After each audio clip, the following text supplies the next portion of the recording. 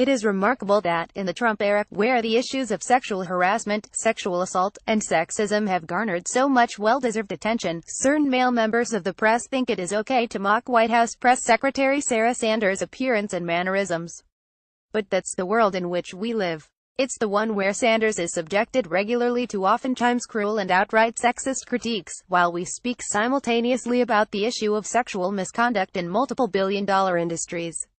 This week, for example, Los Angeles Times columnist David Horsey referred to the White House press secretary as a slightly chunky soccer mom.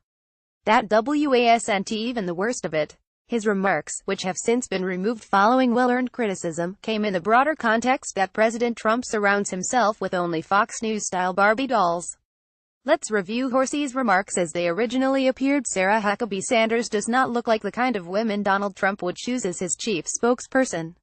Much like Roger Ailes when he was stalking the Fox News lineup with blonde Barbie dolls in short, tight skirts, the president has generally exhibited a preference for sleek beauties with long legs and stiletto heels to represent his interests and act as his arm candy. Trump's daughter Ivanka and wife Melania are the apotheosis of this type. By comparison, Sanders looks more like a slightly chunky soccer mom who organizes snacks for the kids' games. Rather than the fake eyelashes and formal dresses she puts on for news briefings, Sanders seems as if she'd be more comfortable in sweats and running shoes. Yet, even if Trump privately wishes he had a supermodel for a press secretary, he is lucky to have Sanders. Let's see: blonde Barbie dolls, sleek beauties, arm candy, slightly chunky soccer mom. Damn. One more example and Horsey would have won sexism bingo.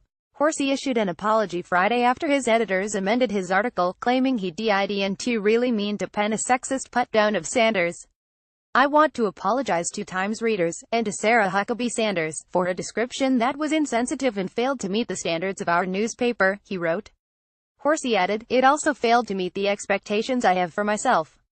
It surely won't be my last mistake, but this particular error will be scrupulously avoided in my future commentaries.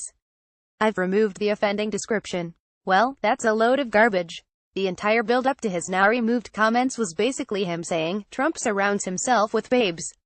So what's Sanders' secret? Also, it's still inexcusable that the first version of that story even made it past an editor. At any rate, and sadly enough, Horsey is hardly the first person to go after the press secretary in this fashion. New York Times columnist Frank Bruni, for example, had a go this week at her southern accent, writing, "She's awful at being White House press secretary, but that makes her an excellent fit for an administration in which mediocrity, inadequate experience and nepotism run rampant."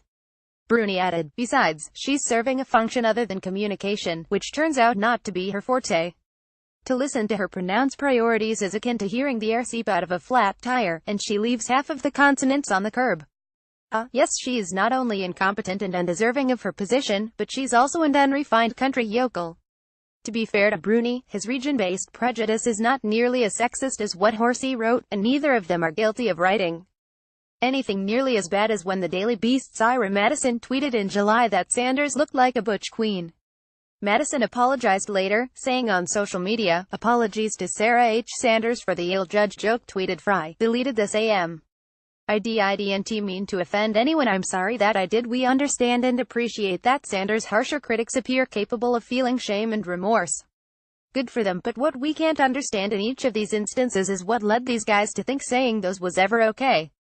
Grown men indeed.